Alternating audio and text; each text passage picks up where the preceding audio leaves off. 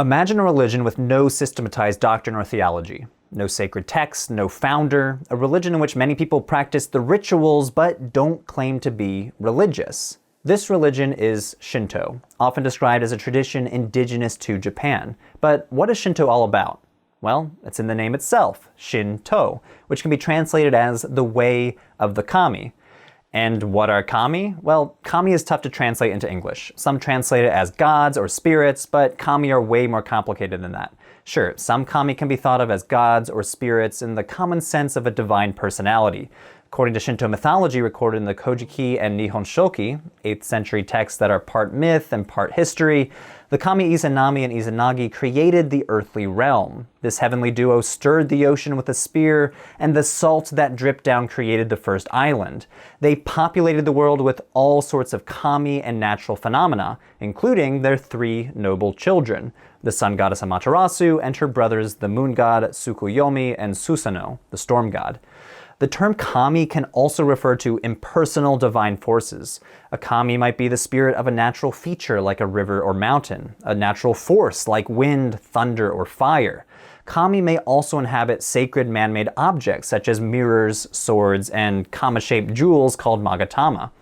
These objects also make up the 3 imperial regalia, sacred treasures passed down to the emperor by Amaterasu to signify his divine authority.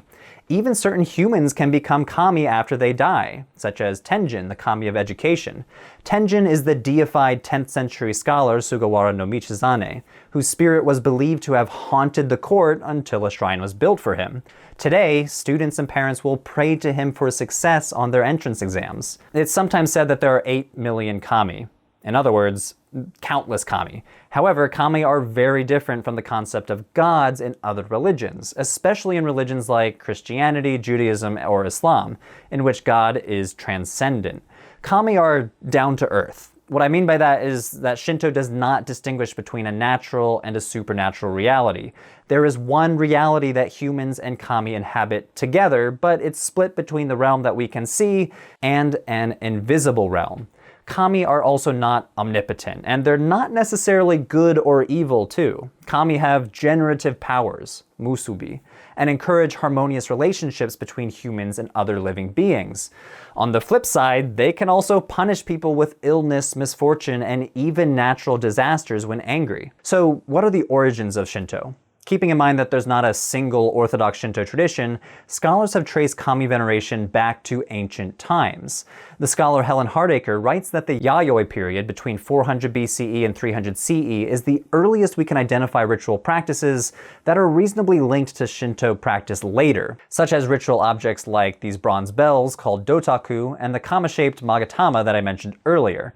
But the term Shinto only appears in the 6th century when Buddhism spread to Japan. Buddhism had such a huge influence on Shinto that the two were practically indistinguishable for big parts of Japanese history, but I'll talk about that later in episode 2. Kami veneration began as a super local practice, focusing on performing rituals for the good of the community and agricultural production.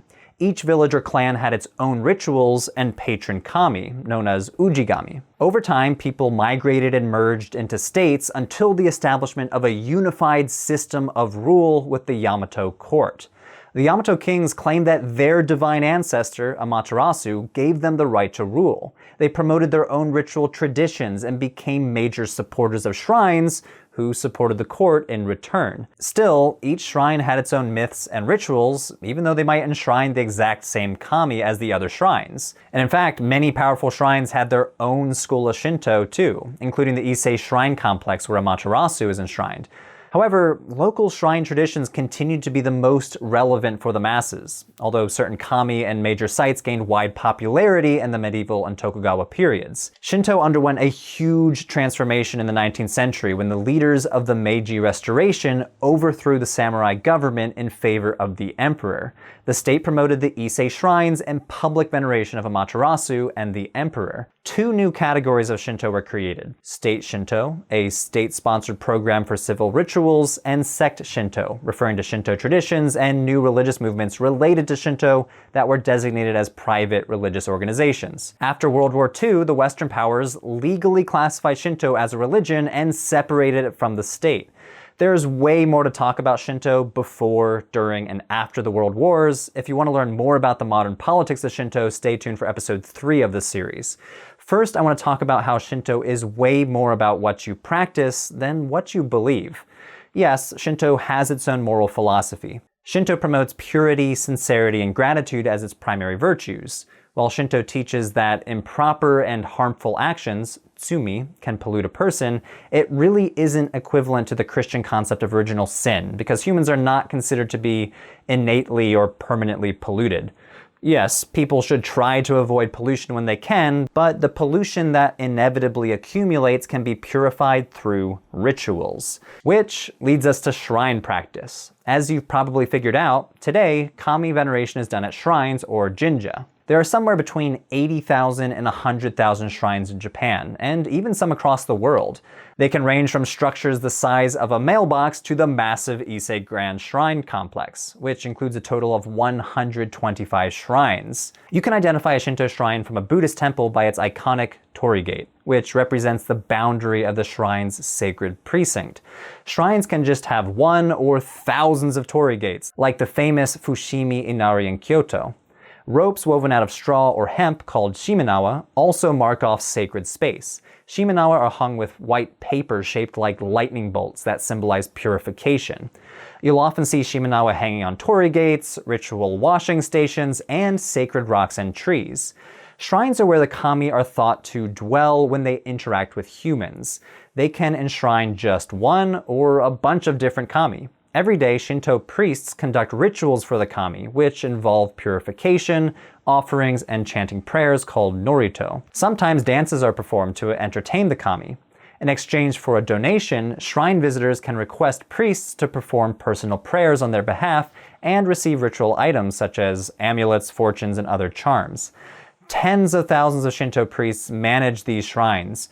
Both men and women can become Shinto priests, and unlike Catholic priests or some Buddhist monks, Shinto priests can marry and have kids. Now, many priests come from specific shrine families, but technically anyone can train to become one. If you're not a Shinto priest, you yourself can visit shrines as frequently or infrequently as you like.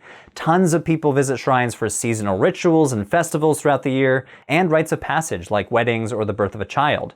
Even if a person doesn't regularly visit a shrine, they'll often go to pray for blessings during the new year. During a typical visit, you first bow at the first torii gate to show respect to the kami, then visit a ritual washing station with flowing water and wooden ladles called a temizuya. After you've purified yourself, you can go greet the kami. Ring the bell, throw a coin as an offering, bow twice, clap twice to get the kami's attention, and bow once more when you're finished. Before you leave, you can hang a votive plaque to leave behind a prayer and commemorate your visit with a special collectible stamp called a goshuen. Now, even though Shinto is one of the 2 major religions in Japan today, measuring religiosity in Japan is notoriously difficult due to contradictory data. Anywhere between 50 to 70% of the population visit shrines, but the majority of people have reported in government surveys that while they visit shrines all the time and temples and participate in rituals, they don't have a religious affiliation and don't consider themselves to be religious. For a lot of Westerners, this is a very different way to think about religious affiliation. Growing up in the United States, I'm accustomed to people claiming religious affiliation. If you attend a Christian church and believe Christian doctrine, generally it follows that you identify as a Christian, at least nominally. The religious affiliation and practice are a package deal. But in Japan, you can bring your kids to the Shinto shrine, attend the New Year festivals, or buy an amulet at a shrine without ever identifying as Shinto. In fact, Shinto priests are often happy for people of different religions to visit shrines and pay their respects to the kami as long as you do it correctly and respectfully. So next time you're in Japan, make time to check out some Shinto shrines for yourself. As always, thanks for watching, and I'll see you next time. Hey everyone, that was episode 1 in a 5-part series on Shinto. Here are the other episodes. I'm going to try to release them maybe every other week over the next few months. But first, I would like to introduce the sponsor for this episode, the Freedom Forum's Religious Freedom Center. They're a nonprofit, non-sectarian, nonpartisan organization dedicated to educating the public about the principles of the First Amendment of the US Constitution. I actually used to work for them a few years ago. Here's my face on their faculty page. So actually, I was helping them design and teach some of their online courses about world religions and religious literacy. And some Religion for Breakfast videos were actually filmed in their studios, such as my Intro to Sikhi video and my Intro to Islam video. So I can say confidently that they are friends of the show and that they share Religion for Breakfast's mission to advance religious literacy from a non-sectarian perspective. So the Religious Freedom Center is hosting a series of online lectures or seminars on American religious history. The first one is on Thursday, October 1st at 1 o'clock p.m. That's US East Coast time.